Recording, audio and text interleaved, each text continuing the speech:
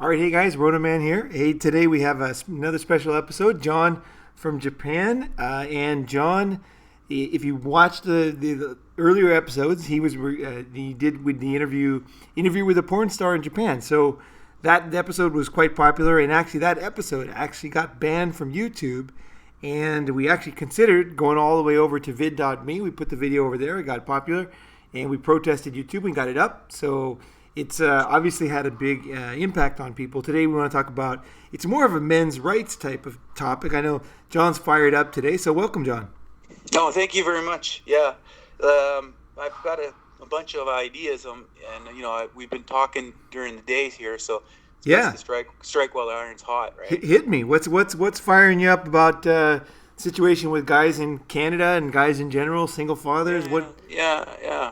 Well, okay, this Canada Day thing's been going on, in Facebook and just all these promotions, and Canada's got a good brand right now because tomorrow's going to be the birthday and that. But from my experience, what I want to talk about is me where I grew up. I came from there, and a lot of it is bullshit.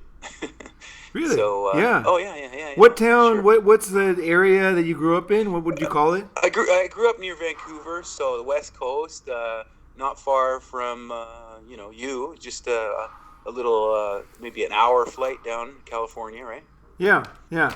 So I think we grew up the same time, same era, and the policies influenced each other, and a lot of it is this single mothers movement, and a lot of these links that I sent you about all the supports for women, but men get the short end of the stick, right?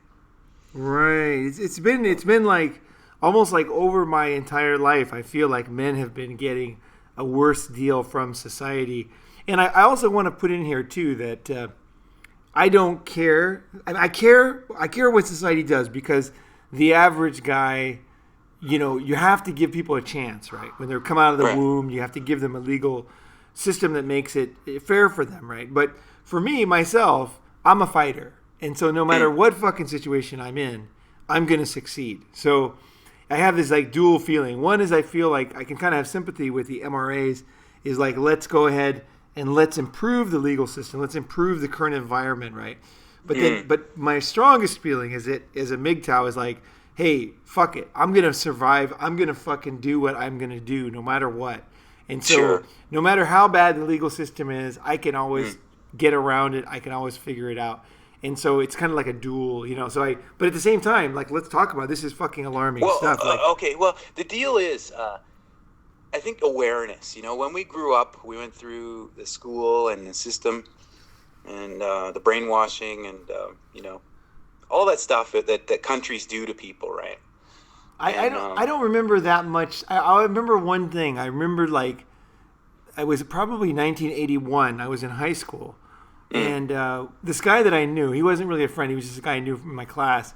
He opened the door for a girl, and then she just berated him really badly in front of everybody, screaming at him. I think her mother taught her what to do, and then and the guy was he was a nice guy. He was just totally destroyed, right? Because he was from the Midwest. He had moved out recently. And he just had no clue at all, that he was just being nice, I'll open the door for her, right? And then she went totally insane on him. And that was when it became real to me. I was only 16, or 15 or whatever. And I was like, fuck, this women's rights thing, geez, I was confused. What are you supposed to do? Are you supposed to let the door slam in her face? Yeah. Or, I was that was my first confrontation where, as a young man, what's going on here? Something's changing. Because I knew that in the past, guys opened doors for girls, and that was normal, and that was considered gentleman and good, right? And, right. So, well, I can say the same. That's the same story, Really? Yeah, totally. Now I can also trace this back. It's good, it's good to stay alive and keep moving forward, because the longer you live, the more you can look back and go, oh yeah, that's what happened. And sometimes it takes about 20 years, right? Right. Well, you put the pieces together, right? Yeah. So I can track it back to Reagan getting elected. Yeah, Mm, I liked yeah, yeah. Reagan. I voted for No, no, no, Reagan. no. I'm not saying he's good, bad, or whatever. I can just say that that time, Yeah. or John Lennon getting shot, that era, Michael Jackson coming out, all Uh, that stuff. That's when things started to really change legally, and we weren't aware of it because we were too young, right? hmm. Hmm. And the door thing. Okay, I remember being in college, first year college, Yeah. opening the door, Yeah. and guess what the answer was? No idea. My arm's not broken. Oh, okay. So you opened the door for somebody, a girl, and then she said, "My Yeah. arm's not broken." Hmm. Yeah. Right. Yeah. Right. How did you feel about that? Like, what was it? Like shit, exactly like you did. Like we were taught a certain way. We're supposed to do certain things. This was normal. You're supposed to run around the car and open the door. When you take a chick on a date or whatever. All those things, right? My dad. If I did not wash my car all day when I was preparing to go on a date, he would give me total shit. Like, My God. he considered like a whole day of it, cleaning. Like, he thought I should clean the engine and everything. Like, it should be just spotless, Oh God. on a date. Help us. Yeah. Yeah. Well, that's how they were raised. Now, we can pick on our own individual dads and stuff, but they were raised in a certain era, and then we had we got the leftover from that. Our generation got the remains of this kind of chivalry crap, right? Well, I got it pretty bad because my parents grew up in a very small town in northern Minnesota, so they didn't have the California attitude at all. They were very, very, very old school. It's almost Yeah. like they were like at least a half generation behind, if not a whole generation behind, as far as this kind of stuff goes. Oh yeah, yeah, yeah, yeah. So the important fact here is, like, for our listeners, is that you realize where the hell did this crap come from? How did this come to be? And you don't have to put up with this shit. This is just serious brainwashing, and then the legal industry is making $50 billion off of divorce. Isn't that freaking insane? $50 billion off of what do you mean that they're getting paid $50 billion, or there's $50 billion going into like actual divorce, not payments, but actually like The into industry, the whole industry. Wow. Guys are being married. Men and women are, on this. I was watching this documentary. You could put that in the links later, Yeah. maybe, or it's made by a professor from MIT. So the guy actually has a few brain cells, Yeah. and and then this is the kind of stuff that should be clear out there on the mainstream media, or this to me is a big story, right? But the big thing that came up to me is people are married for $50, right? Right. You can get married for $50. You can go to Las Vegas and get married in 10 seconds, right? Yep. But getting divorced takes years and years and years, and it's just, the system is set up to make money for the lawyers and the state, right? Right. Right. And And it's easy. I would say it's easy legally, and it's Yeah. also very, very encouraged socially. So any guy who's young and you have a girlfriend, it's like there is only one path, right? yeah, As far as society, it's like you find the girl. Do you like her? Are you staying with her? Even if you don't really like her, even if you like her just enough, that you guys stay together, then it's down the road to marriage for most. That's every music, every song, every movie, every comment from the waiter, every boss. Everything is just like it sweeps you down that direction, whether you want to go or not. Like, yeah. And I'm not told. I'm not against it. What I'm against is the double standards. okay, The supports that are there for women after divorce, and then versus men, and then also that even common law, if you live with somebody, it's the same as marriage. And the hypocrisy, the hypocrisy of all that. talk about that hypocrisy. Yeah, the hypocrisy. Guys are always left the short end of the sticks, and dads, when they try to raise their kids, like I'm going to talk about mine, back in the 70s and 80s, I was supposed to be taken away by social services, right? Right. You know, they didn't expect that my father could raise children. It was odd. It was crazy, right? Right. Now you're just so people understand, your mother passed away, right? And then Right. there was 4 brothers, right? Yeah, or 3 of us. Yeah. Okay, so 3 brothers, and mother passes away, and you have a loving father who wants to take care of you, and the automatic assumption was that you had to be given to the government, taken away from your own father. Right. Right. And that's an industry unto itself. Foster homes. What big, the fuck? big money home. Big money maker, you know? So, wow. Yeah. That's a big money maker. Guys make a lot. They can make a lot of money just if you sign up as a foster parent. That's huge money, man.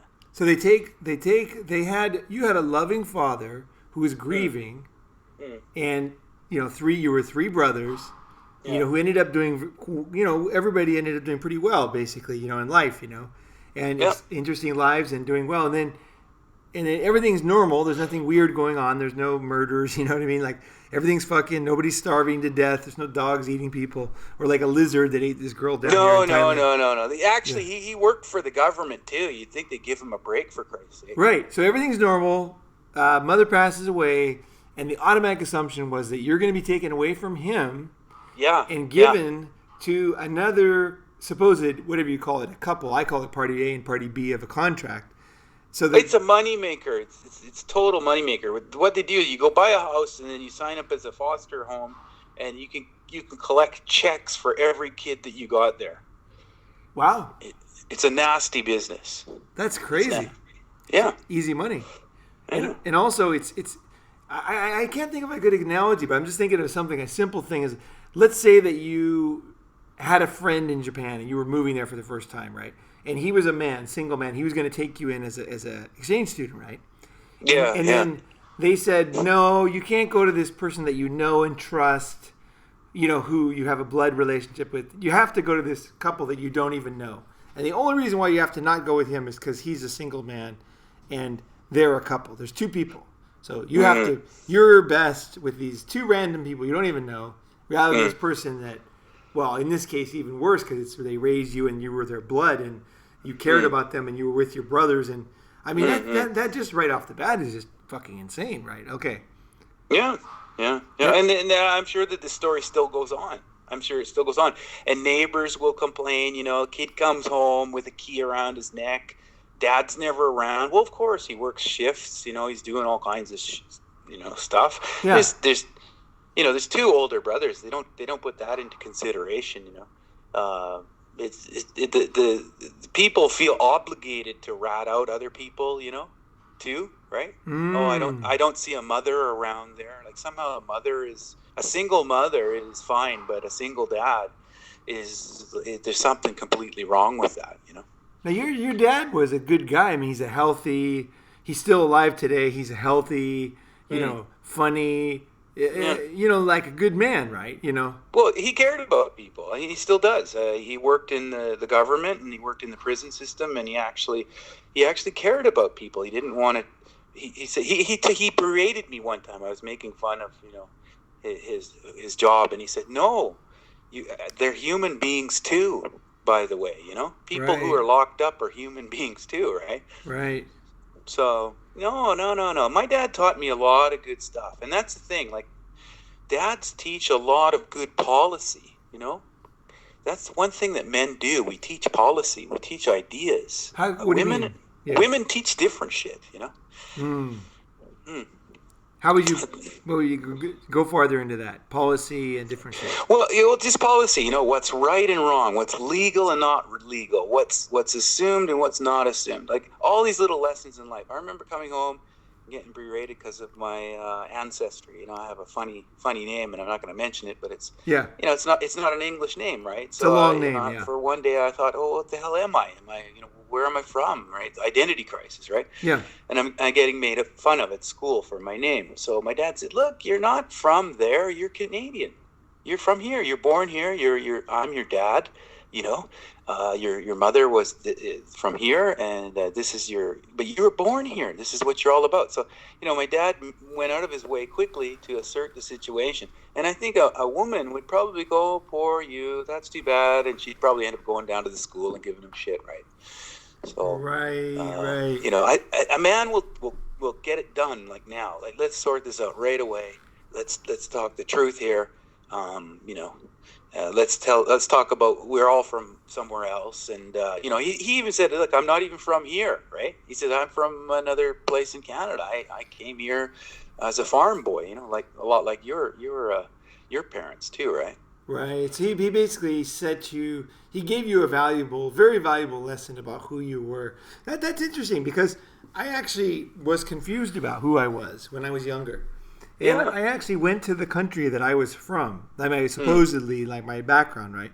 Yeah. Right. And so I went there, and I was confused. Like I really was, because I'm 100% from that country, right? So I went there, and I cruised around the country, and I wasn't sure, because my name is that country's name, right? It's very clear, and I went around and I looked at everybody, and I met my relatives. Actually, I hung out with them. And I was kind of confused, like, am I from here or am I from there? And then finally one day, I don't know if I ever told you this story, but I was in an elevator in Hong Kong back in '89, and a couple got in there, and we were waiting for the elevator for a long time, and we were talking about, and they were from that country, so I said, "Hey, my family comes from there." And then I was talking, and usually people would be really nice about it, but this guy was a total dick, right? And he goes, in the elevator, he looked at me and he goes, "So which one are you? Like, are you from here? Or are you from there? Like, are you from that country or are you from America? Like, which one?" He was a total dick, right? But it forced me to really, like, right there in the elevator, have to think about it. And I said, "I'm American." And it came out really strong out of me. And I was, like, really surprised because I don't consider myself, I'm not a nationalist type person, but he was asking me a question, and the question was a deep question, like you say. It's something that my dad didn't really teach me. I was still I didn't get the lesson or whatever, Yeah. Some dads forget a couple lessons, No, but I mean, like, it's not every dad is good. Not every dad's the same, right? So it's interesting that these are the kind of things that dads teach kids, right? Is like clearly, who are you? What should I do? Is it okay? Right. They also look at life differently. They look at it, what's legal, what's not legal, what's right, what's wrong. Right. Black and white, yes and no, those kinds of things. And even if they're going to teach the lesson of how to flub or how to lie or whatever, they'll say, "Look, there's consequences here too." They'll teach you the whole thing. Generally, that's what dads do. Generally, a good dad. Okay, so what's happening? So you were lucky enough to stay with your dad. You didn't get taken away by the state, basically kidnapped. Yeah. Well, What happened was the relatives came over right away. Boom. Okay. My dad's sisters came over and said, "Okay, if that's going to happen, we'll take him." So that was good. Oh, okay. That was good. So they didn't have to take you. No, nothing happened, but it could have. Really easy. Could have gone sideways really easy. Okay, so they backed you up, basically. They backed your dad up, basically. Yeah. So that worked out okay. But, since that time, there's a whole industry in that. There's a whole business in that. If you go to any state or, website, you can sign up for that kind of stuff. And it's funny, when you go to these government websites, you can see all these supports for single parents, and usually they mean women. Yeah. And foster care and all this stuff. It's this $50 billion industry of divorce. I want to include this whole business of single dads too. So you feel like, and I'm being a devil's advocate, obviously, but you feel like guys are getting fucked. Yeah. It's set up. It's a total setup, and it's in their best interest to. It's a political game, and I think that there's not enough talk about single dads and raising kids and the supports for them. joint custody if that's possible. Those things, all these things, they're getting the short end of the stick. I think everybody knows this. They're just not talking about it enough. And I can tell you from experience, my situation, where it went. I'm like you said, it's better to talk to somebody who's gone through it than let's just read an article how men are fucked over, right? Right. Mm-hmm. So you got married in Japan. Yeah. And then you went back to Canada. Yeah. And then what did you learn there? Oh, that was fun too. Yeah. Okay, go back to Canada, and the state recognizes all that, but then the old lady bolts. Decides one day just to disappear, right? But guess what? Wait, let me stop you there. A woman. Now, supposedly, what I always read in the newspaper and in the articles is that women love children, and women are the most caring people in the whole world. And so the last thing a woman would ever do is like bolt on the kid and the husband, sure. like, because that would just never happen. Like, that would be something a man would do because he's so insensitive, right? Once the man loses his job or runs out of money, yeah, you could basically guarantee that if you ever want to this is my advice for any of you early guys, on your first marriage or something. If you want to get out of it quickly, make sure you get fired and claim bankruptcy. Maybe even you're guaranteed a good divorce. Right. That, it's funny because the exact same thing happened to my best friend growing up. Yeah, divorce, and then she was gone. She was fucking gone. Yeah. You run out of cash. That's a big one. The ATM stops working. They're out of there. So you're standing at the ATM and it's saying like no funds, and then she's like, "See ya." She's like, "Jump." Your card's been declined, sir. Yeah. And she's basically hiking up her skirt and heading down the road. Exactly. Right. So that's the truth, and that's very loving. That's very loving when someone has trouble to leave. Then it's very, very caring. I can't even till death do us part, right? Right, till death or getting terminated at work, right? Till ATM doesn't work, do us part. Right, till ATM do us part, right? Yeah. So that's what happened. But the interesting part of that story was, I found out that some other another man, helped her get to the airport. Oh. And lied about it in front of the police. Okay. So that's like perjury, right? Yeah. So I went back to the police and I said, "What's going on?" And then I went and paid a visit to his house, and he was supposed to be this upright, Christian guy. Yeah. Nothing against Christians, but that was his message all the time. Yeah. And in front of his son and his wife, and I said, "You lied to the police. You're aware of that." And he goes, "I had no other choice." It's like he's in Nazi Germany. I was just taking my orders, right? Right. Jesus Christ, So when she left, she fucking left the country, right? She didn't just like... Yeah, there was Interpol and everything went on, right? It was a big deal. Oh, is that right? Oh, I didn't know that. Oh, okay. Yeah. Yeah, Interpol, they even took like a blood sample from the linen. She had a nosebleed. So the cops are really, they're really good in Canada. They're like FBI, CIA all wrapped into one, right? Now, was the assumption that she had been kidnapped or possibly disappeared, or did you know that she had left? They didn't know, and they took it face value. They went guns a-blazing, man, right from day one. So her leaving like that cost the Canadian government insane amount of money right there. Oh yeah, they put Interpol. That means every international airport has got a highlight on their computer, right? It is so difficult to get on Interpol. Like me and you today could go rob a bank in Tokyo. We wouldn't get on Interpol. It wouldn't be worthwhile to be on Interpol.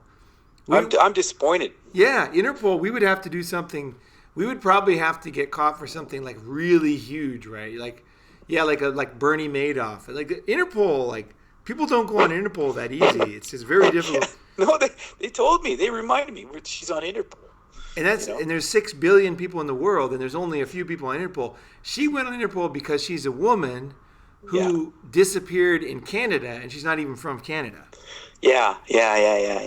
What the fuck? That is weird right there, dude. I don't know if you realize that. That's fucking weird. Well, it becomes a federal issue, right? Because Jeez. it's the RCMP, which are like the FBI or like the CIA, right? Okay, so let's just that right there just shows the unequal. If you would have disappeared, I mean, your local cop would hardly want to come out to your they're not going to take any blood samples. Oh, here? No way, man. No way. No way different. Here, it's completely different. Now, we could talk about that, too. The laws here, In if Japan? anybody wants to know, in Japan, you could come here with your kidnapped child, and your government has no authority over here. So any of you listeners who want to do something silly like that, come to Japan by all means. You won't get extradited. Well, they might do it as an example. If you're a Japanese woman, then they definitely won't do anything. And especially if it's your kid, there's no way. But if you're a foreigner, they might do it just to make an example because they're so... Right now, they have such a bad reputation for child kidnapping in Japan. Yeah. But it's the way the law is set up here. There's no Geneva Convention, right? I think they just signed on it, but they're still not really acting on it, you know? Right. That's actually that's a really interesting topic. And there's a lot of pain, just so you guys that are not listening. If you don't know about the whole situation where if you marry a Japanese woman, basically whenever there's a problem in the relationship, the women take their children to the airport and then they go back to Japan. And there's nothing guys can do about it. And there are so many blogs and they're so heartfelt and there's so many guys who've been fucked over by this. It's absolutely heart-wrenching. And I'm not kidding. Like, this is not like, I'm not doing this for the part. I'm serious. Like, these guys, like, they commit suicide. They're like absolutely broken men. And it's the weirdest thing because Japan is a very, advanced country.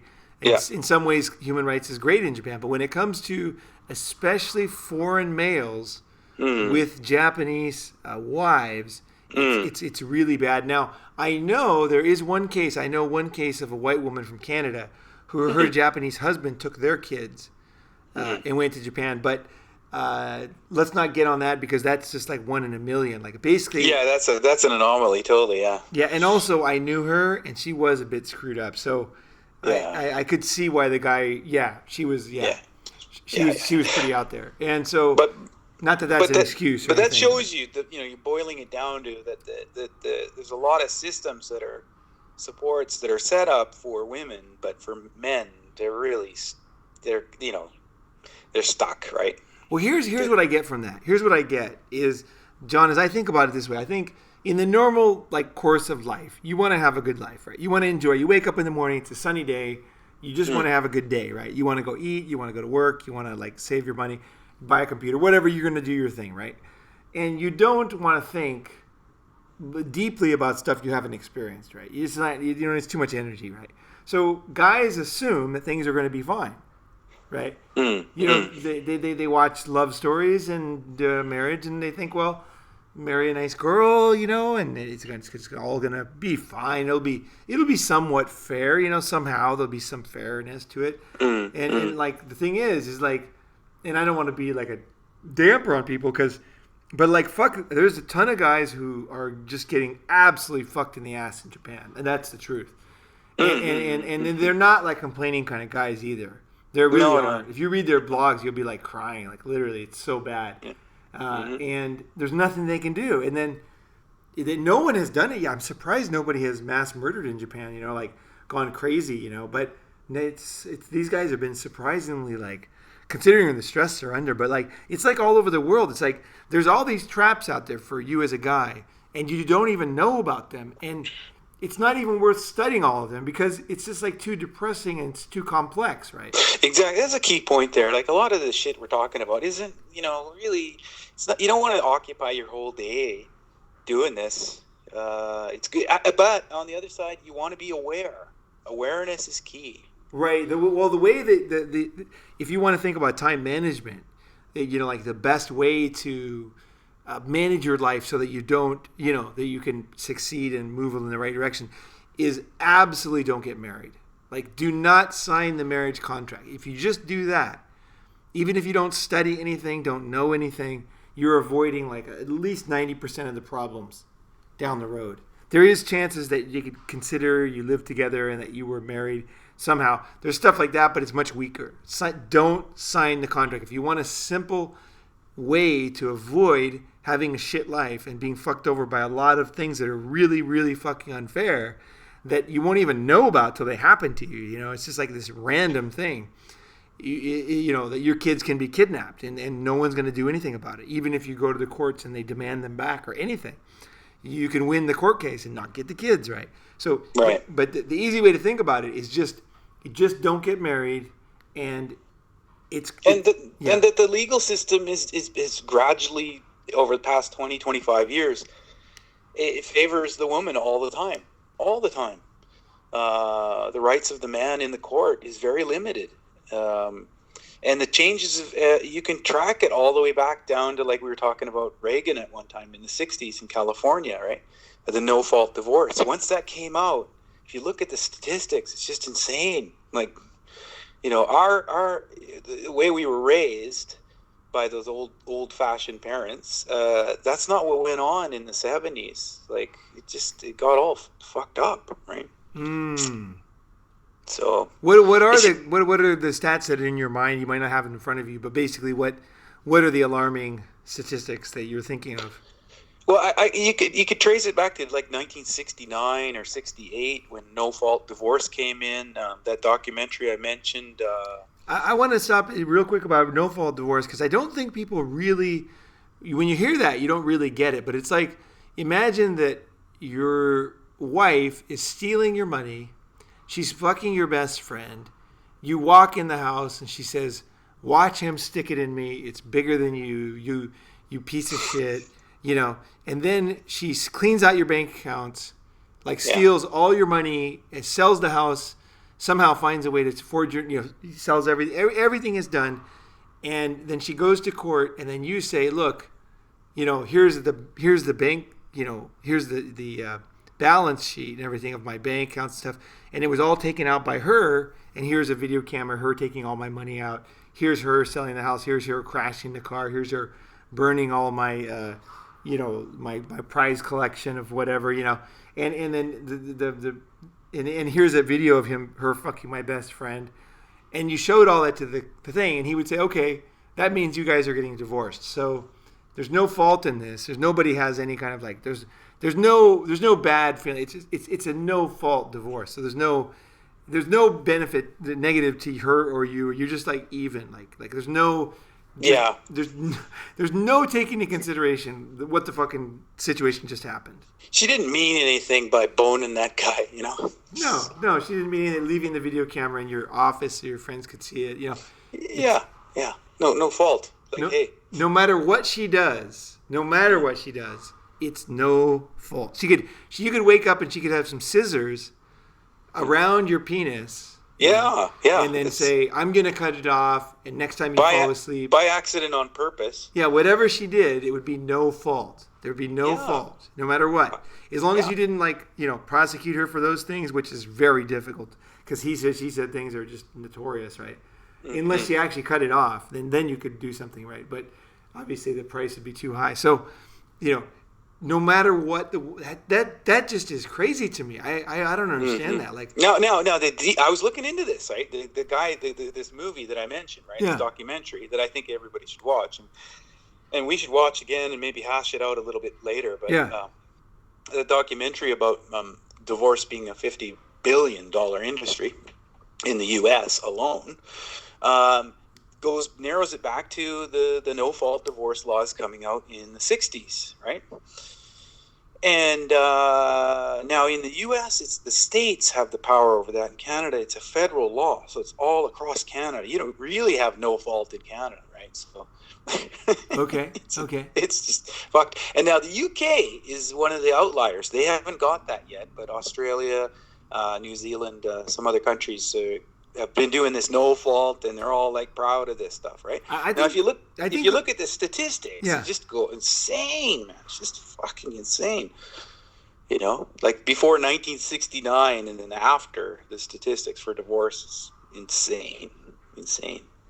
Right. So like if we started a business together, right, and I stole all the money from the bank account, right? Yeah. And then pissed off the client and ruined everything, and then deleted the server with our website, and then we disintegrated the business, it would be no fault, right? So it'd be like nobody's any better than anybody else. You're exactly the same, you two guys. It just didn't work out. Okay. You did your best, but don't go on about the details. right. Don't be pissing and moaning about saying water under the bridge. Just didn't irreconcilable differences. So no fault by definition favors the scumbags of the world. Yeah. Right? So whoever's a scumbag is always going to win in a no fault situation. And I can't think of too many things. There's no fault accidents, and I think that came out in California. So you could be driving like like this gardening truck at 80 miles an hour with no brakes, with down a hill. Yeah, 400 pounds of steel in the back that you just stole from somebody, and you're flying down and you hit like a bicycle, a guy on a bike. It's no fault, right? No problem. Man. Don't worry about it. Yeah. We don't know who was really at fault here. It could have been the guy. No. It could have been the truck with no brakes and stolen. And judging by the wind velocity, and it was raining that day. It's no fault, right? It's Yeah. perfect. Mm-hmm. Any scumbag is going to like this kind of word. No fault. Sounds great. Man. Yeah, and all it does is I'm sure that if you correlate the statistics from 1969 with no fault, Yeah. you could correlate that with hey, how many people became a lawyer after that, or how the whole industry just grew and blossomed, right? Well, the whole industry. What would happen if your dad, like when he comes home and you know what I mean? You're like got a black eye and your brother, has your wallet or something. He said, "Oh, it's no fault," So, you give. Yeah, if the kid was born a different color, how about that one? It was no fault. Yeah, no fault. Oh yeah, oh absolutely. You could be in the waiting room and the baby could come out to be a different ethnicity than you. Yeah. And you could be not happy about that. And you could go down to the lawyer and say, "I want a divorce from this cheating cunt." And then they would say, "That's great, no fault," right? So. Yeah, I like it. Even though all the bonds were broken, they were thrown in the garbage can. Everything that was promised was not given. Right.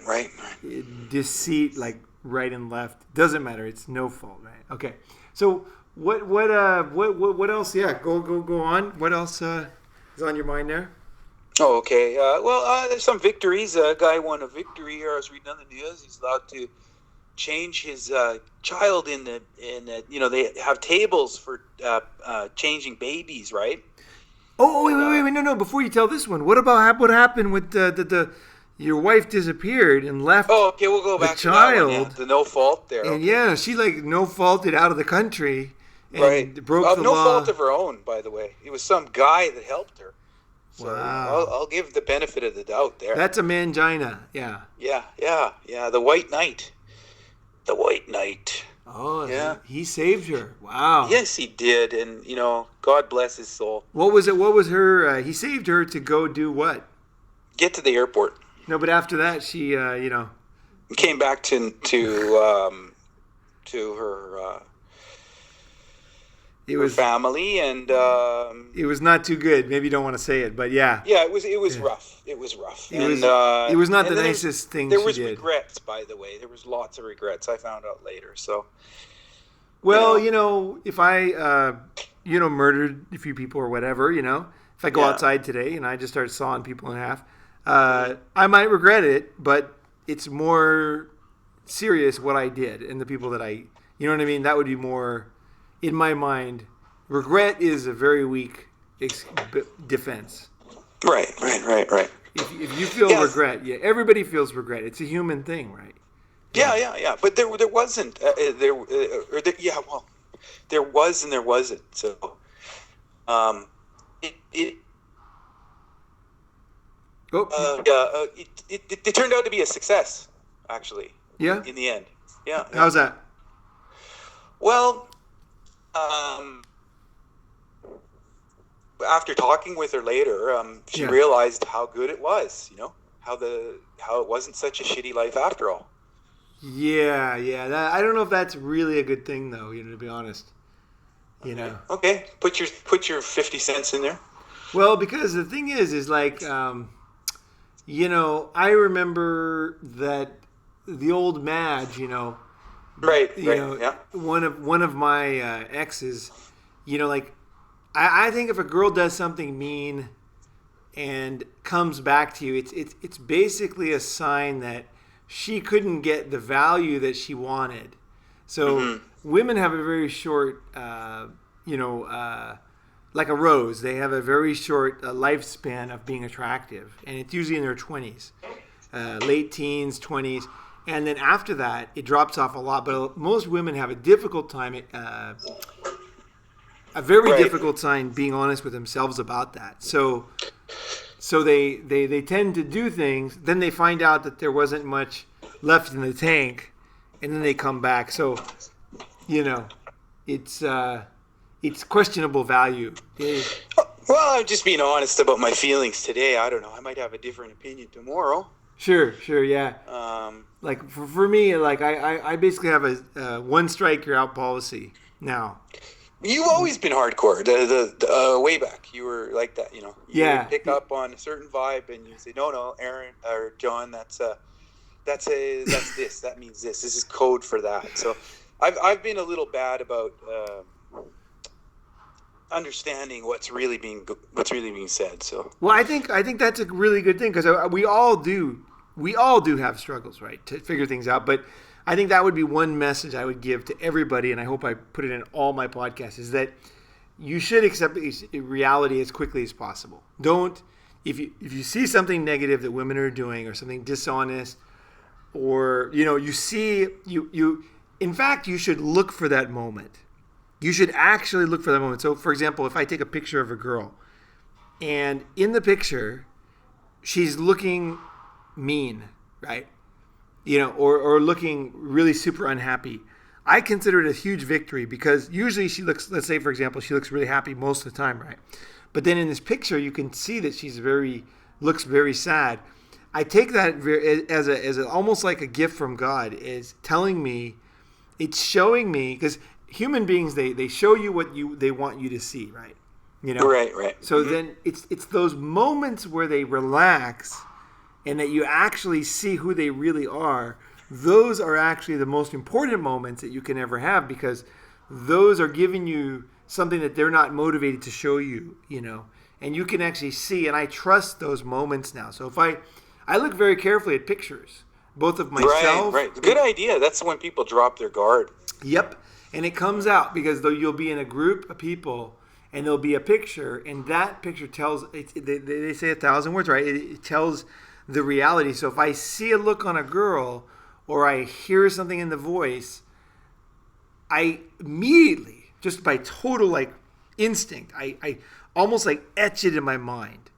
I never forget it. Like, she is unhappy, she is whatever it is, I never forget it. And then she goes back into her regular mode, because I want to understand people, right? I want to be honest with myself too, right, about how I really feel about things. But if I see it in a girl, especially, I'm very, very, I go out, walk by myself, and I say, my God, she's like this. She's actually not very nice. She's actually not a very nice person, right? Because I saw that in her. Now, I wouldn't say that I think I have quite a good instinct for this stuff. So it tends to be true later. So if you're listening to this and you don't have such a great truth detector, and you've been wrong a lot about people, then I would be a little bit harsh about giving the death penalty on the first time you notice something on people. But over time, you're going to improve. And basically trust yourself is what I'm saying. And this overlaps into other things, not just women. It's also in your business dealings, business dealings, also in personal safety. Like when I went, like that book, I reviewed that book about fear, and basically saying that you instinctually know what's dangerous in your life. Don't waste your time distrusting everybody. You when you see something that's unusual, it's dangerous. You have to pay attention to that. Don't be like an average person where you just take everything. You're politically correct with fear. It's like, no. When you see something weird, no matter what the reason, you're like, that's fucking weird. You listen to that voice, and that voice will absolutely save your life statistically, because your instinct knows. Your instinct is very fucking accurate. That's why we lived through all those generations of snakes and tigers and earthquakes and fires and people trying to kill us, all of our ancestors, right? Is because we were some of those people who had that instinct. So if you have that instinct about a girl, you need to listen to it at the very least. Maybe you don't have to make a death penalty decision like I do, but you need to go talk to all your friends about it. You call it yourself out. Just on a side thing, like this thing you said, we evolved, we lived and survived. Yeah. I mean, even as a man, if you can make it past your 20s, that's a pretty good thing. And then even past your 40s, that's another big milestone too, right? There's different, it's different stuff that goes on. Like when you're in your 20s, you're invincible, right? Right. And then you hit the magic 4-0. Yeah. And then, and if you're married and then you lose your job, or you didn't get married and you didn't have kids, or you didn't do all these things that society's telling you. Yeah. That is a very dangerous point in a man's life. And if you can get through that one, the second one, to me, that's the second death sentence, or maybe, or could be more, depending on how you look at it all. Right. If you can get it past that, I mean, survival is amazing. It's amazing we live this long. Right. No, for sure. Yeah, absolutely. Right. Okay. So, anything else you've been thinking about? What did you like? We had a great discussion this morning before the podcast. So, right. Throw it out the there. Other things looks like to me, I got the dads on the mind for some reason, but throw it out there. Yeah. Yeah, the dads, and then also that this coming out with some really good stats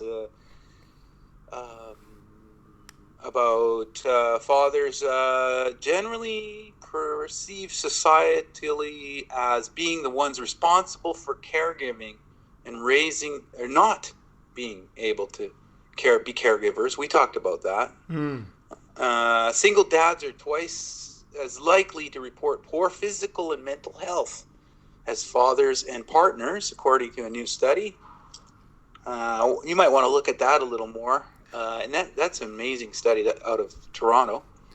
Well, especially coming from you, because I know you, and I know you raised your son there, and even though, you were dealing with this crazy situation, you stuck in there. And even that one accident you told me about, you saved his life, If it wasn't for you, that kid wouldn't be around anymore, No. Right? So if you want to talk about that or whatever. No, I was a guy in that situation too. I went straight into, let's get the ambulance, let's get this going. Do you want to tell the story? Well, it was I think it was October or November after Halloween. It's getting darker, crossing the road in the early morning, a little foggy. Crosswalk, kid decides to run across to the other side of the road because his friend is saying, "Hey man, I'll give you a ride. My mom's got her car here, right?" So he gets smoked out. Fortunately he was young, so the bones are more bendable, and he hit the windshield of the car. Bounced off the windshield that just scooped him up, right? And then and then she hit the brakes, and I think he flew like about 5 meters forward, right? Okay. So the legs all busted up, like his left leg, and he had to get pins put into it, and the rest of it. But when I heard it when he got hit, it was right in front of my house, right? So I ran out there. And he was just moaning. He was just in, when your body, you get traumatized, your body goes into kind of a shutdown, right? Because of pain, right? Right. I think there's a certain process. So fortunately, his body was sort of taking care of him, right? Okay. So then it's in the middle of the road, like a major road, and but not far from the hospital. So the ambulance is coming, and then I went and got the ambulance or something like that. We got the ambulance there, put him in the back of the car or the ambulance, and got him off to the hospital.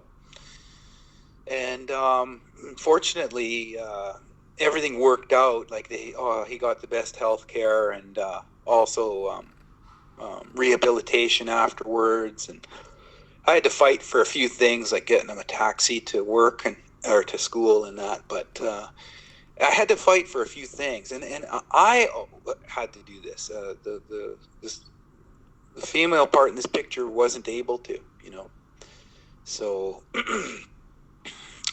fortunately, it all worked out, and he even got a claim from the insurance company, and it worked out okay. But it could have went a completely different direction. Well, you made some good decisions. You acted fast. How old was he then? 15. Okay. Now it's his birthday coming up soon, and I think he's 24 now, and he doesn't complain much about what happened. Doesn't talk about it even. Unless somebody brings it up, then he'll go, "Oh yeah, that kind of hurts in the winter," Right. It's one of those things. It's not something he's aware of all the time. Sure. Yeah, well, you just blow it off, right? Whatever you live through, you blow it off, right? Mm-hmm. Yeah. Oh, yeah. No, it's that's a great story, And I fought for that.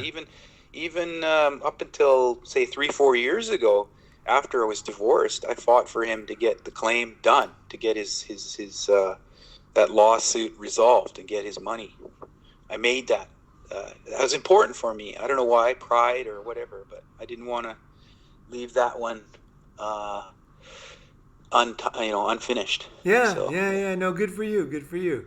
Because it was not his fault. I mean, you should. It makes total sense. It's like I think that if I know you well, if it was the other way around, let's say he was drunk or driving or something, and there was a chance where you could help him get money from somebody, if you would fight, you would have never done it. No way, right? This was a situation where he was an innocent kid crossing the street, doing what kids do, not paying attention, just doing what kids do, right? And then you fought like it was your own life, right, for him, right? Yeah, exactly. Like my own life, yeah. Mm-hmm. But I'm glad how everything worked out. But it just I don't know how many people. I think I can't compare. I just did what I had to do, and it worked out okay. So, and not too many people I can tell this story to either. So I'm glad we talked about that today. Yeah. No, I always thought about that. I wanted to hear the whole thing. I knew the story generally, but that's cool. Yeah, no, guys, but at the same time, you would be seen as not a fit parent, right? In no fault and all that. You're not. It's no fault when it comes to money, right? And infidelity, but it's not no fault when it comes to paying for things. It's not no fault, because if it was no fault all the way, if divorce really was no fault, then basically no money would change hands. Right. Because everybody's equal, right? Exactly. Being equal. What the hell? Yeah, if things were equal, then nobody would pay for anything, because I just don't get the whole divorce thing myself. I really fucking don't get it. And I tell you, it's not just because of MGTOW and all that. Because it's a business. It's a bloody business. No, I was just going to say why I don't agree. Because okay, let's say, for example, that I move. Let's say I move in with a friend who's very well. I have a ton of wealthy friends, right? So I got one. He's got an airplane. He's got like nice cars. He's really rich, right? So let's say I go and live with him, right? And I end up living with him for a year, right? And he's a totally cool guy. He's single. He probably would say I could come over, right? So let's say I went over there. Now, let's say that something happened in our friendship where, or let's just say that I moved out for whatever reason, right? And but for that year, I lived in a really nice place, right? He's got a great house, right? And really nice cars and everything, right? And fantastic friends and, all this stuff. His lifestyle is really good, right? Now, if I left his house, why would I be, just because I was lucky enough to be there for a year? Let's say, for example, I'm not, I wasn't there, but I know the guy well. So why would I be entitled to living at the same level that I lived before? So like, You know what I'm saying? Oh, yeah, I get you. You're going here. I've Well, never heard anybody say this. yeah, Like if I go outside, it's a sunny day, right? And then I say I'm getting divorced. I'll say, well, we're gonna make it sunny for I you. get it. I It totally doesn't. go. I know where you're going with this. The whole thing doesn't make any sense because I was lucky enough. Let's just say, for example, I was lucky enough to live with my friend and drive it, fly in a helicopter and a plane, and that's a good thing, right? That means I was gifted. That means I was lucky. So if a woman lives with a man and he's got a shit ton of money and she can participate in that, she's lucky. That bitch is lucky, right? Oh yeah. I mean, what else can you say? Now, the way the courts look at it, they make it look like that's like some kind of pain on her because now she's not going to have that anymore. Oh yeah, mental pain and suffering. Well, why? But you know what I'm saying? Like, normal situation in life, if I go to the Ritz-Carlton and I stay for a few days and I leave, nobody follows me around and says, hey, you're out of the Ritz-Carlton now, so we think you should have the same level as the Ritz-Carlton housing and the bathtub and the pool. The Ritz-Carlton should pay for you for the rest of your life to live like that. Yeah. Like, because you set that precedence, right? When actually, let's say they gave me a free room, right? Let's say they comped my room, right? And I should be grateful, right? Even though I'm living in a shitbox after that, right? It's like, I'm so grateful that I lived in the Ritz-Carlton for free, right? That would be awesome. I would be a lucky person, right? I don't understand why that would give me some kind of right to more good things. I already got good things, right? I'm lucky already, right? If I'm a woman, right? I live with a rich guy. I already had a great life, right? So when I leave, I should stay with that guy if I want to keep living that life, right? You know what I mean? That'd be the normal thing, right? But if I leave the guy, then I'm going to lose that, right? I'm going to have to choose, other ways of living, right? I just don't understand the whole thing. Why? I don't know. I've never heard anybody say that before, but how could it be this way? Because unfortunately, it's the legal profession has taken that slant.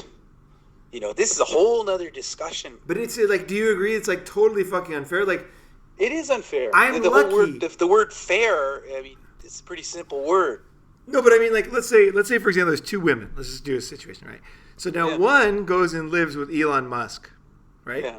And the other one lives with some chiseler begging on the streets of Cambodia, right? Now, exactly. Right? So these two guys, right? The girls. So they live with these two guys for like 6 years, right? Now, when his time is up, the girl who lived on the streets begging, she's the one that deserves a fucking break, right? She's had a tough time, right? If anything, just for sense of fairness, she should have some food and maybe some food for her baby or something, right? Why should the bitch who lived with Elon Musk and already was styled out by this guy and treated like a fucking queen, why should she get more money? I don't get that. Well, that's a rhetorical question, maybe. That's just unfair from the beginning. I don't think, it's kind of like it's the same thinking is the previous investment trap in How I Found Freedom in an Unfree World. So I put a bunch of money into a stock. The stock goes to $1 from $100, and then I keep buying more and I keep holding it because I put so much into it. Right? It doesn't make sense that I should keep. You know what I mean? Like I'm losing. Right? Buy another stock that's going up. Right? Hold the winners, sell the losers. Right? But why? If just because he put a bunch of money there, why should she get more money? Like, the thing is, somebody should attack it just from that basic perspective. Well, there probably is that argument already out there. I've never heard it. I've never fucking heard it. I mean, she's a lucky bitch if she lived with a rich guy. Every moment she should be grateful for living with that guy and having that fantastic lifestyle. And if she wants to continue it, she should be nice to him, right? And exactly the same as if I've had very rich girlfriends before, right? And it's quite different being with a really, really rich girl and being with a normal girl, right? It's a very different thing. Like when I go out with the very rich ones, they just eat differently, they live differently. Like if they're super rich, I can't, no matter how much money I have, you can never have what the super rich have, right? You know what I mean? Like the super rich are super fucking rich, right? I don't know if guys have any friends that are super rich, but if they're just like in another category of living, right? Money is it's not even talked about barely. Right. Well, they'll do things like if you go out with them and let's say you're married, you're dating them, right? They will actually, like I had girls, like super rich girls, like we'd go out and it would be like a let's say we're having like a $5,000 evening, right? is she would actually give me money to put in my wallet so that I could pay the bill. Yeah. Because she wanted she wanted to have the kind of the prestige that she's not paying for me, right? I was younger. I was in my 20s, and she would give me the money so I could go pay $5,000 for like 2 hours of dancing, right, at this super expensive club in Tokyo. And I thought it was quite interesting, just rich girls are just different. But I'm very grateful for seeing these different girls with different lifestyles, and there was, that was actually an enjoyable experience. I really don't regret that time at all. But why would I be? I just don't I was a lucky bastard, right? It's not an expectation, right? Yeah. No, beggars can't be choosers. I was lucky to be with her, and she actually paid for some of my other stuff too, which was really cool. Because I was young and poor, and she fucking styled me out. She was a cool chick, actually, with money. So I'm a lucky bastard, right? Why are women? This is a different category. I mean, that's the truth, though. Yeah, that's the way the divorce laws should all change tomorrow. Listen, girl, you live with a Mercedes, you lived in a nice house, you come from a shit background, right? You know what I mean? You were lucky, you cherish the memories, And if you want to live like that, go make up to the guy, right? Go do something nice with the guy, fuck him for once in 3 months, Exactly. Well, unfortunately, the courts, I keep talking about the courts, but the courts don't want to have anything to do with that. Right. Don't you believe that the courts are just totally the culprit of all this stuff? What's wrong with these guys? What the fuck is going on in their minds? Don't they have common sense? It's to their advantage to keep the ball, it's to their advantage to keep the money moving, right? That's why it's a $50 billion industry. Right. Okay? That's the answer. So their gravy train is on fleecing guys out of their money. Yes. And yes. They're not. That's a lot of money, man. $50 billion. Yeah. And we're only talking about one country, right? Exactly. It's probably close to that in Japan. I mean, you're talking about, in China, talking huge, GDP and all that, right? Wow. So, okay. So, yeah, fuck. It's funny to think about it so simply. I never hear anybody talk like this. Just so simple, right? That's my answer, and I'm sticking to it. How should life be, how should life be, Yeah. So it's good we sorted out a few things, got a few things off my chest here, and hopefully this helps others. Yeah. No, really. Yeah, I'm glad that your dad was able to keep custody of you and raise you, because you're a very unique person. You have a number of skills. I think a lot of people are so shallow when they hear that you're in the porn industry, right? That they put you in some kind of box. But when you went back to Canada and I heard that you were studying nuclear fucking science or something for that mining company or something yeah. For the drilling, I was like, what the? I was not surprised at all, because I was like, this is a man. He's practical. He's a good friend, and he never brags about himself. But he's actually done a lot of cool things, and companies see potential in you all the time because you're you have such a wide variety of skills and intelligence, right? That's, and there just are not many. I don't meet personally many women who have those kind of variety of skills.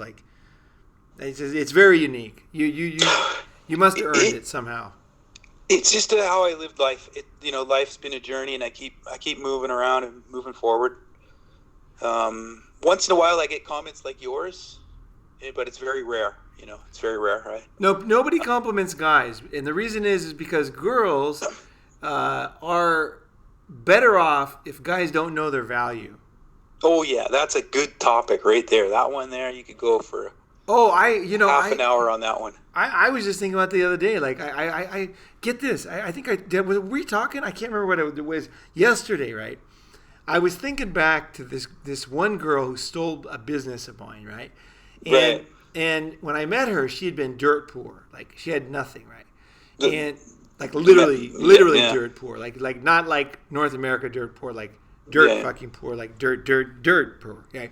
Yeah. And so I met her, and at the time, I was a successful businessman. I had hundreds of thousands of dollars in the bank. I was good looking. I was in good shape. I had a huge network of business people and friends. I spoke languages, and all this stuff I had going for me, right? And I was a very happy person too, like very happy-go-lucky, right? But when I met her, I actually thought to myself, I want to help her. I knew that she didn't have much, right? I wanted to help her, but I never really understood why she liked me. I never thought of her as seeing me as a money, because I had lost, just before that, I had lost millions of dollars in an investment in a manufacturing company that I started in Tokyo, and and I lost a shit ton of money there, right? So I thought at the time that I was kind of like didn't have much money. I mean, a few hundred, it's like nothing, right? Like I was poor in my mind, right? But I honestly, this is crazy. You guys should listen to this, because I never saw myself as having anything that any girl would want besides just being a cool guy. But looking back, I had fucking money. She was poor as fuck. Of course. Yeah, you came to this. This is funny. This is all what I was talking about too. Is like it takes like 10 years to. Oh yeah, that's what went on. And you came to this conclusion like maybe 5 days ago, right? I can't remember what day it was, but I was thinking about it yesterday when I was walking around with my friend last night. Yeah, no, it's like guys don't realize their worth. And so I'm going to end on this, and I want to do a podcast on this actually in the future. But I often hear guys speak, because I go to a lot of like different social meetings, right? And it's really common. I hear this all the goddamn time. And the guy will say, I'm so lucky.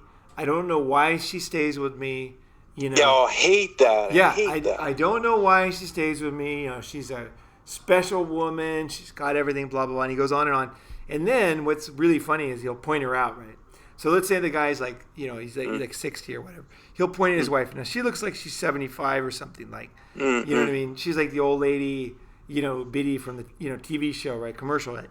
But meanwhile... Help, I've fallen. I can't get up. Yeah, I broke my hip. Meanwhile, he's got money and, is a very attractive man to even girls in their 20s. Because the guy's like super successful. Yeah. Now, maybe he doesn't look like fucking Adonis, right? He doesn't look like a Greek god, but he is very attractive to a certain percentage. Not all women. Some women would be totally disgusted by the guy. No doubt about it. But there's a significant portion of women in the world that would be very, very into dating this guy, because he's super wealthy, right? But they continue to say, I don't know why she stays with me. She's so awesome. She's a great personality. What is she really fucking good at? Like, I don't know who came up with that phrase, but it's that thing should be thrown in the garbage can. Did she cure AIDS? Did she? Did she have a rocket that goes to space? Did she have a quantum computer? Like, what did she do that is like so special? Like, because he farts all the time, and she puts up with his farts. I don't know. It's an insane comment right from the beginning. But the whole thing back to is guys not understanding what their value is to people on the outside. And a guy who's 20 years old, if you're listening to this and you're young, dude, you have so much to fucking offer. You're a fucking star. I'm going to tell you right now, just like I said to John here, you're a fucking superstar. Girls want you because you have so much to offer over your lifetime. So don't ever look at your bank account. I only have $500. I have credit card debt. I have a shitty car. The transmission's going out. I don't have the clothes I want. You're thinking all these little things. She sees the future. And that's why women choose you. It's not because of what you have now. It's what you can earn and give her. She's a provider, right? She's a money grubber who sees you as a producer. So you're seeing yourself as where you are today. And you don't even know if tomorrow you're going to like get fired. Like you have no faith in yourself at all. But she knows. She knows from statistics that you're going to make millions of dollars over your life. And she can use you for a while and then jump off to another richer guy later, right? You guys, we don't see our value. We don't see, we don't see that we have enormous value to the women. And that's what confuses us. When like a really hot girl likes us, we think, why would she like me, right? Yeah. So if you're thinking that, if that goes through your mind, you have to really think, like, listen to the episode about this in the future, because your value is super, super high. super high. Just like your value to a government for future tax is very high. Exactly. Because they know the statistics of how long people live and how much they pay. You have enormous value. That's why they want immigrants, right, to come in, because they're going to pay taxes. The immigrants might think, I'm so lucky to be here, and they are. But at the same time, the government's also lucky they're there too, because they're going to work and pay taxes and contribute to the economy and do all kinds of stuff that are going to be good for create new ideas, jobs. Yeah. They might create new kids, which are other taxpayers. Well, and you mentioned Elon Musk. I mean, his mom is from one country, his dad's from another. He was born in South Africa, and now he's in California, right? Right.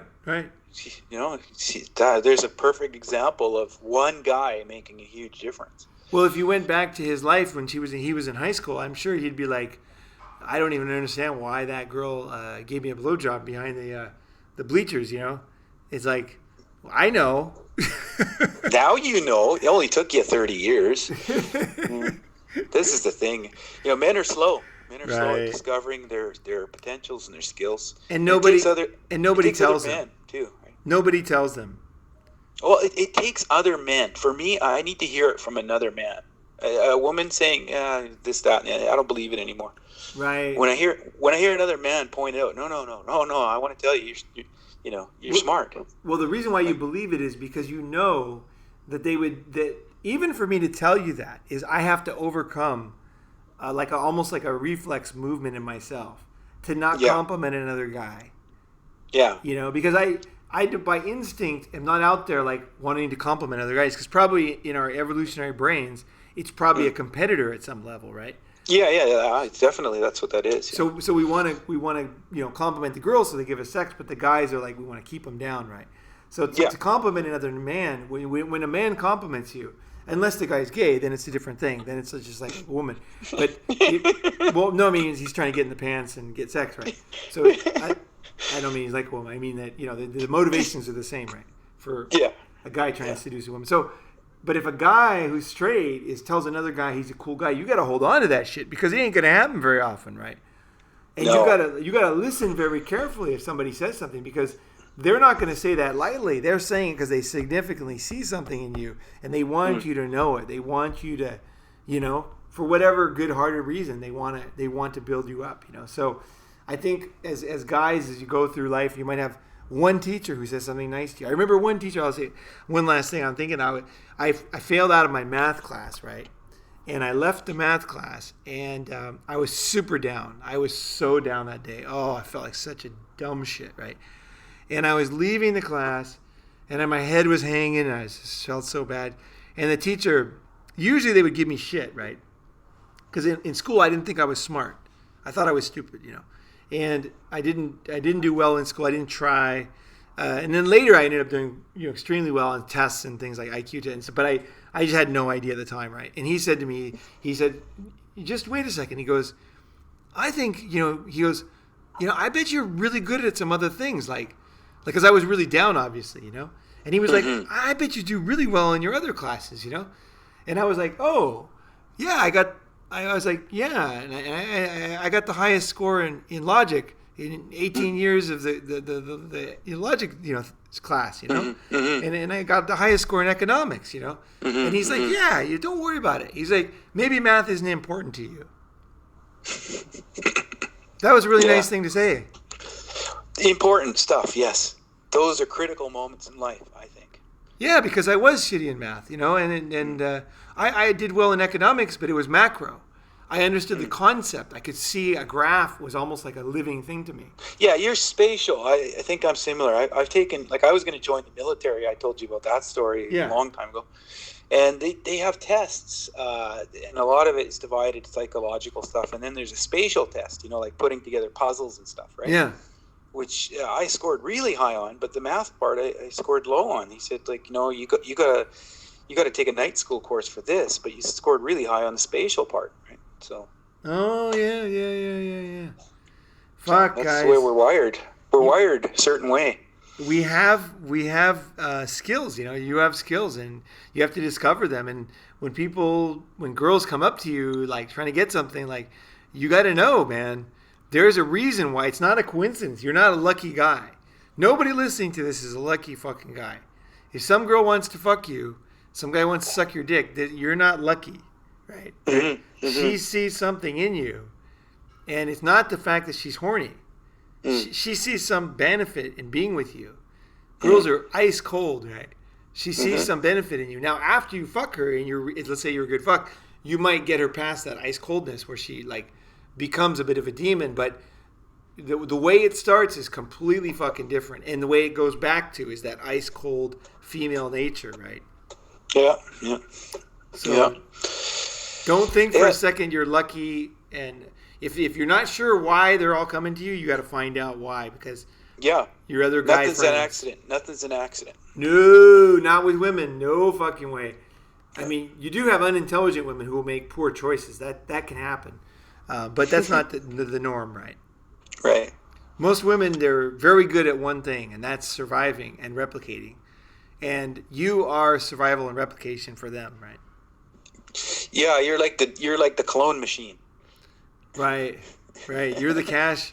You're the clone. You're the farm. You're the doctors. You're the, psychiatrist. And the harvesters and the marketing and the product and the money and the bank and the accountants and the distribution and the IPO. You're everything, right? All right. Well, thanks, John. That was awesome. That was good. That was interesting. It ended up on that note. So, thank you very much for being on, eh? Yeah, good. Happy Canada Day and all that. Yeah, I'm interested to know what they think. Comments, as we're gaining some traction here. Yeah, absolutely. All right, guys. We'll have a happy 4th of July weekend and happy Canada Day and happy whatever the hell other days are going on. I'm sure there's something else. Yeah. So, thanks for listening, and hit that subscribe button if you haven't. And then hit the little bell, and that allows you to see when there's a new video put up, because we're putting up a lot of video these days and getting some awesome comments. We're really getting traction on the channel. So thanks, and have a great one, guys. I appreciate you guys. I appreciate what you do, and I appreciate your comments, man. Fuck, you guys blow me away. Thanks.